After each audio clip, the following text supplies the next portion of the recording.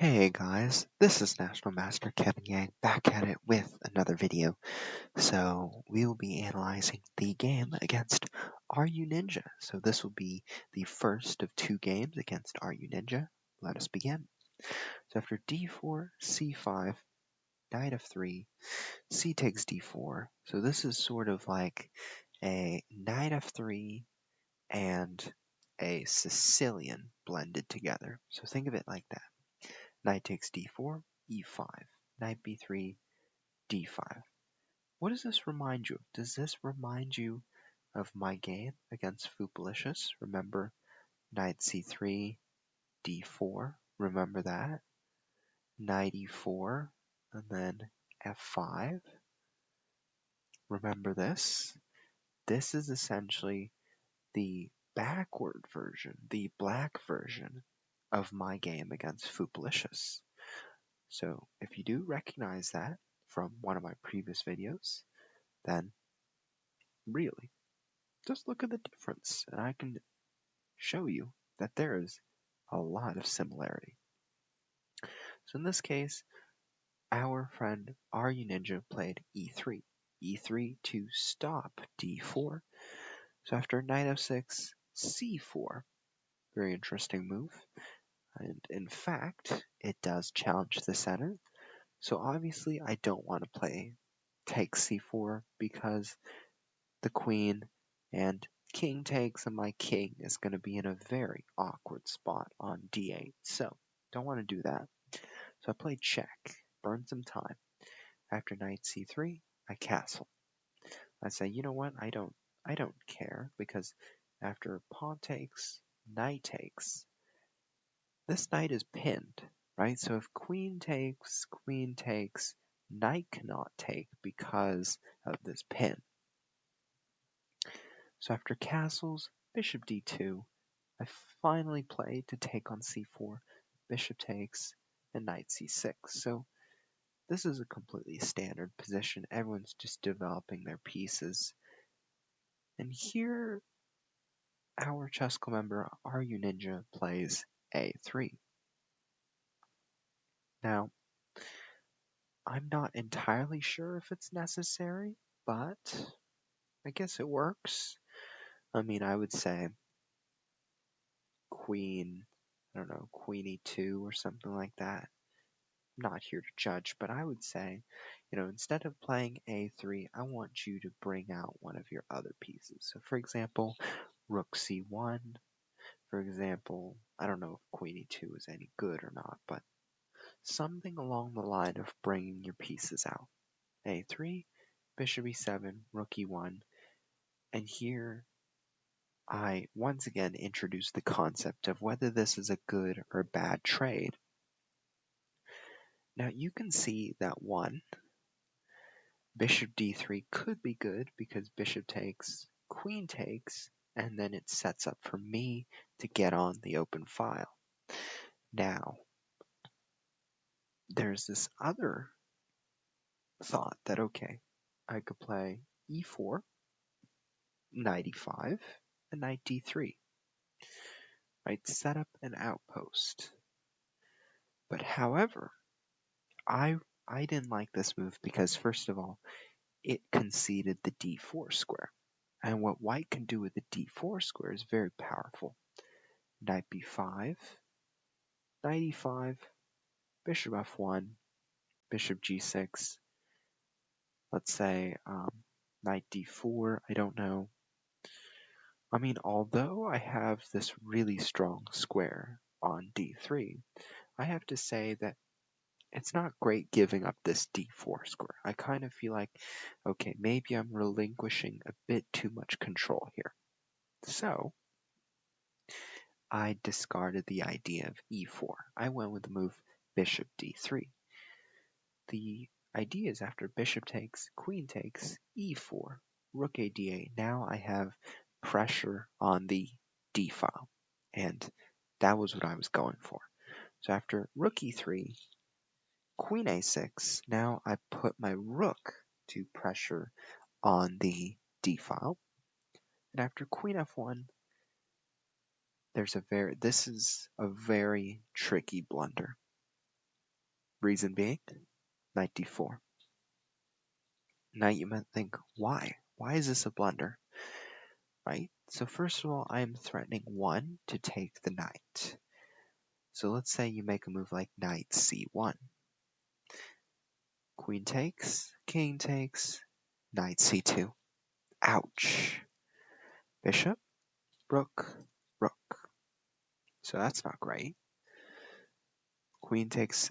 Now, you know that knight takes d4 will run into pawn takes d4 with the idea of a double fork. So knight takes. So now if queen takes a6, pawn takes a6, and knight a5, same thing happens, knight c2. Right? So think about that. Instead, knight takes d4, e takes d4, rook e2, bam, bam, rook c8. And you can see that black is up one piece for a pawn, right? If you count it like that. So now I need to use these pieces to my maximum advantage. So knight d7, my first move. What is my strategy? Well, for one, if white wants to push this pawn all the way down, what I want to do is bring my knight here and bring my knight here, sort of blockade it. My second strategy is bring my knight here, bring my knight here. So notice I play a move with intention of thinking 2 moves ahead, right? So you should always have some sort of vision for where your pieces are going, right? So every move you make a move bishop here. What is the purpose? You might want to play queen c4 and bishop d4, right? Maybe some control in the center. Knight d7, f4. So now our Runinja is executing this sort of kingside push. So I put my knight there. After queen f3, I play knight d3, and I make this very tricky. Rook d1, and now I play bishop c5 check, really taking a look at f2. King f1, and the very crushing, but very hard to see, knight takes b2. Why is this a good move? Well, rook takes d8, rook takes d8, bishop takes b2, and rook d1, checkmate. There's a pin here, so the rook cannot go back. There's a bishop here, so it's checkmate. So, after knight takes b2, rook takes d8, rook takes d8, g3 happened. And what happened with g3? Well, rook d1, king g2, rook g1, king h3. And after queen h6, you'll notice that, okay, king can't go back, so king has to venture into the mist. And here I came up with, I was thinking about a few things. One, I was thinking about g6, right? So what does white do, first of all? Well, the first thing I wondered was, what even does white do? I think I was thinking f5. No. No, I was not thinking. Because queen h5, king f4, and g5 does the job here, I think. But, maybe this... Yeah, maybe I missed this, but I don't know. After queen g6 check, king h3, I played knight d3 instead. I didn't play g6, I went with it. So now I'm setting up a trap. After knight d3, queen takes d3, queen h5 is checkmate. So now our Runinja plays the right move, f5. Now, this gives him more space, but also opens this up to a very tactical move. Now, in the game, I automatically played the move queen h6. However, there is there's probably a better move to play here. What is it? The answer is knight f4. Why? Why, might you ask? So if g takes f4, queen h6, right? You can see that there's a lawnmower and it all hell breaks loose.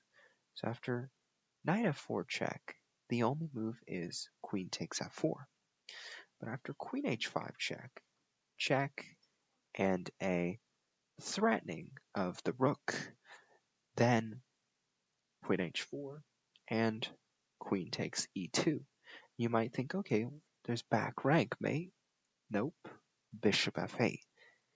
And let's say bishop b4, trying to go for mate. Well, look at this. Here's one way to do it. Queen h5, right? Or if you want to go for checkmate, queen g2, king h4, queen takes, king g4, queen g3, and there's checkmate. So my checkmate comes faster there, but that is a move to play. Another move. So in the game I played queen h6, king g4, I played the move queen d6.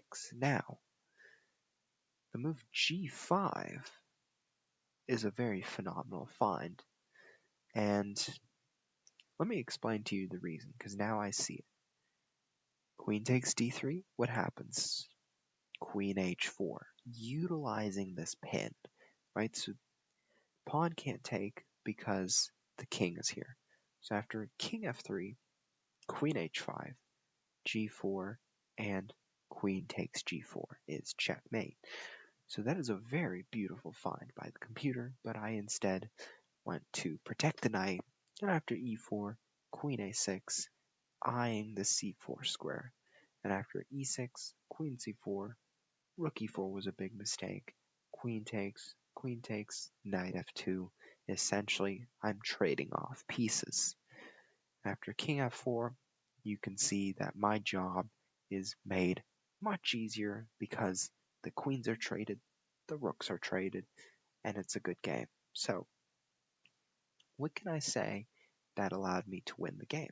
Well, first of all, I have to say that maybe rook e3 was a little bit inaccurate. The rook, to me, it felt like the rook belonged on the e1 square to provide support to the queen. So I would suggest the move bishop g5. This move is a dual purpose move. Why? Because after queen a6, now there's queen e2. And let's say if you move, well, if that's a good trade, but let's say if you want queen f3, and let's say h6, right? Now, white has bishop takes, and knight d5, and this is very, very strong. After bishop g5, well, there's knight c7, I think. That's a very strong move, but this d5 move was very strong. So think about it. Think about bishop g5 with the intention to take and knight d5. So bishop g5, that's why I say bishop g5 is a dual purpose move. It releases the tension off of the d file and gives white an opportunity. So what happened in the game? Rook e3 and allowing knight d4. This is what essentially gave me the win, knight d4. So knowing these tricks and rerouting my pieces, this allowed me to really use my attacking pieces and throw all the pieces into the mix. So although I did make a few mistakes in executing this attack, I consider it a pretty well played game. And I hope you did enjoy my analysis. Hopefully it wasn't too boring at all. Thank you.